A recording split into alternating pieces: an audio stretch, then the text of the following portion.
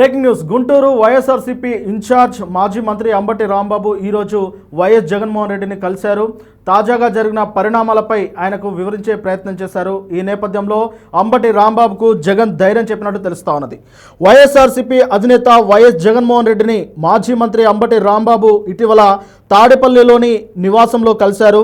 YS జగన్ను కలిసి అంబటి మాట్లాడారు. అయితే అక్రమ కేసుల్లో అరెస్ట్ అయిన అంబటి రాంబాబు గురువారం బెయిల్పై విడుదలైన విషయం అందరికీ తెలిసిందే.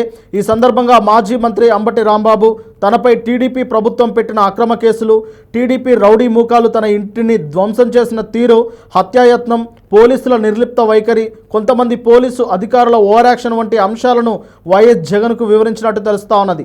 ఈ క్రమంలో తప్పుడు కేసులపై ఆందోళన చెందాల్సిన అవసరం లేదని, చట్టపరంగా ఎదుర్కొందామని వైఎస్ జగన్ భరోసా ఇచ్చినట్టు సమాచారం. అధికార పార్టీకి వత్తాసు పలుకుతూ వ్యవహరిస్తున్న కొంతమంది పోలీసు అధికారుల తీరును తీవ్రంగా తప్పుపట్టారు వైఎస్ జగన్.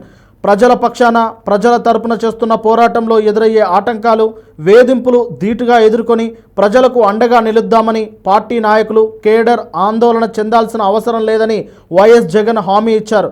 ఈ భేటీలో అంబటితో పాటు ఎంపీ పిల్లి సుభాష్ చంద్రబోస్, మాజీ ఎంపీ నందిగం సురేష్, మాజీ ఎమ్మెల్యే మల్లాది విష్ణు, ఎన్టీఆర్ జిల్లా వైఎస్ఆర్సీపీ అధ్యక్షుడు దేవినేని అవినాష్ తదితరులు పాల్గొన్నట్టు తెలుస్తా ఉన్నది.